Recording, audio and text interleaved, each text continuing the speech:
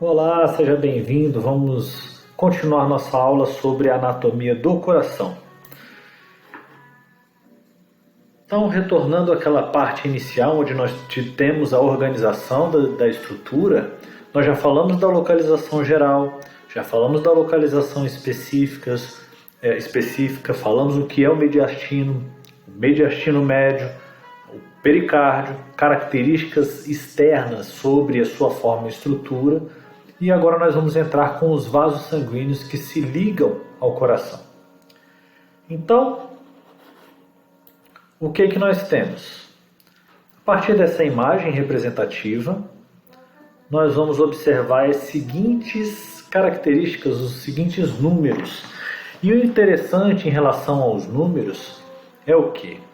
O interessante em relação a esses números é que, de acordo com esta ordem, vocês vão observar que é a mesma ordem na qual o sangue chega ao coração. O sangue chega ao coração pelo lado direito, passa pelo lado direito do coração, é encaminhado para uma artéria que vai lançar esse sangue para os pulmões, onde ocorrerá a oxigenação. Ele retorna por outros vasos sanguíneos para o lado esquerdo, e do lado esquerdo ele é lançado na grande e famosa artéria aorta. Então o que nós temos? Nós temos o número 1 e o número 2. Número 1 e o número 2, que são as denominadas veias cava. O número 1, a veia cava superior, o número 2, a veia cava inferior. Estas veias elas têm contato com o átrio direito. Esse átrio direito, no momento em que ocorre o relaxamento do coração, ele vai se enchendo, e quando ocorre o relaxamento, esse sangue já vai passar também do átrio para o ventrículo direito. E aí nós temos um primeiro momento de contração atrial. Nessa contração atrial, nós vamos ter, um apertamento, e esta contração, este apertamento faz com que o sangue que ainda tem nos átrios seja encaminhado para que os ventrículos fiquem plenos, eles fiquem cheios. E aí você tem um momento da contração ventricular. No caso do lado direito, a contração ventricular faz com que esse sangue seja encaminhado para este vaso número 3, que vai se dividir em duas porções, uma que vai à esquerda e uma que vai à direita. Então, o número 3 nós temos, anotem aí, o tronco pulmonar. Então, de um tronco, ele tem as suas ramificações. Para o lado direito, artéria pulmonar direita. Para o lado esquerdo, artéria pulmonar esquerda. A partir daí, esse sangue vai ser encaminhado para os pulmões e retorna pelo número 6 aí representado, que correspondem às veias pulmonares. Das veias pulmonares, eles serão encaminhados aqui com uma pequena porção de visualização para o nosso átrio esquerdo.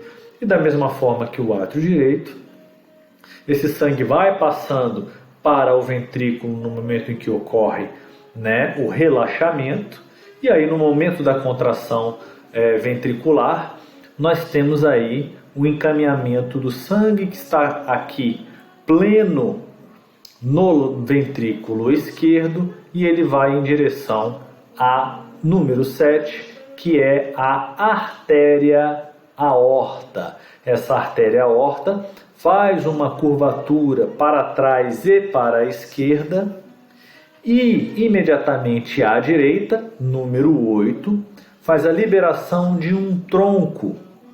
Desse tronco teremos ramificações. Esse tronco vai fazer ramificações para uma artéria que vai para a região do pescoço e da cabeça.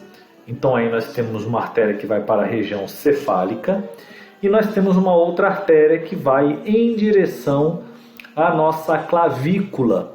Como fica abaixo da clavícula, nós teremos aí uma artéria chamada subclávia, e da subclávia vai ser encaminhado continuar sua ramificação para a estrutura dos braços, no caso do membro superior do lado direito. E quando nós falamos de braços, nós falamos de estruturas braquiais. E aí nós temos esse tronco número 8, denominado de tronco, né, braquiocefálico. Então, temos aí o tronco braquiocefálico, que é o número 8. Já o número 9 e o número 10, eles já vêm fazendo a sua ramificação. No caso 9, aqui ele vai encaminhar em direção superior para a estrutura cefálica, formando a artéria carótida comum esquerda. E o número 10, a artéria subclávia esquerda. Assim nós temos a estrutura e a composição dos vasos sanguíneos que estão ligados ao coração. Então, nessa ordem que eu passei para vocês, vocês têm aí uma ordem que inclusive segue o fluxo sanguíneo. Esse fluxo sanguíneo ele é unidirecional. Uma outra coisa interessante e importante de se destacar é que em 1 e 2, na veia cava superior e inferior, nós temos o sangue que está retornando do corpo para o coração, ou seja, um sangue pobre em oxigênio. E esse sangue pobre em oxigênio, no momento em que ele ocorre a contração do ventrículo, ele é encaminhado para o tronco pulmonar, que é uma estrutura arterial. Então tenhamos cuidado com aquela frase que sangue arterial vai passar em artéria e sangue venoso vai passar em veias. Nós temos essa característica em especial nas estruturas cardíacas. Agora nós temos aí uma visualização das características internas do coração. Então aí nós temos um coração que foi feito um processo de exame necroscópico e foi feita a abertura, e eu tive a oportunidade de fotografar para que vocês pudessem visualizar, né, uma estrutura cardíaca in natura, naturalmente, onde nós temos aí uma superfície bem lisa, uma superfície brilhosa, exatamente para que o sangue tenha uma fluidez no momento em que passa por essas cavidades.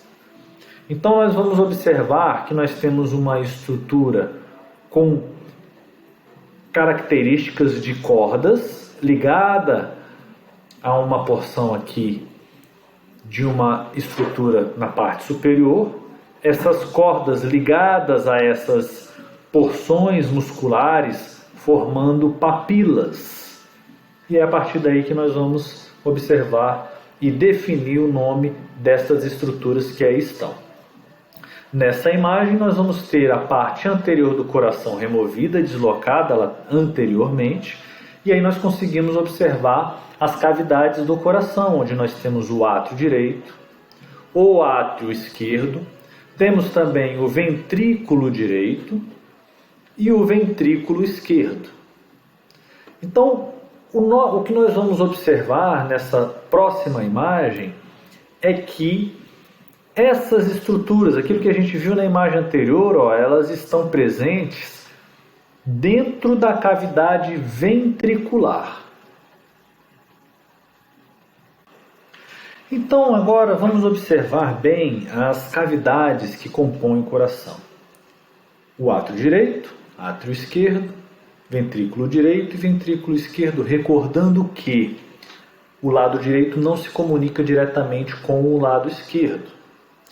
Vamos observar dentro dessas estruturas que nós temos aqui, entre o átrio e o ventrículo, a presença de uma estrutura, assim como entre o átrio e o ventrículo esquerdo também nós temos uma estrutura presente. E também nós apresentamos aí, uma outra estrutura que vai em direção à artéria aorta, no caso do ventrículo esquerdo, e do tronco pulmonar, nós também temos esta mesma estrutura. Essas estruturas são denominadas de válvulas. As válvulas têm a função de impedir o refluxo sanguíneo. No momento em que ocorre a contração ventricular, estas válvulas atrioventriculares, elas se fecham. Enquanto, pela pressão exercida, pela força da contração e estas cavidades plenas de sangue, nós vamos ter as válvulas, que são as válvulas aórtica, da artéria aorta, e válvula pulmonar, do tronco pulmonar, elas vão se abrir, porque elas têm uma outra conformação, um outro formato, onde, no momento em que ocorre, a força do sangue de baixo para cima, estas válvulas elas se abrem e permite que o sangue dê a sua continuidade e siga o seu caminho.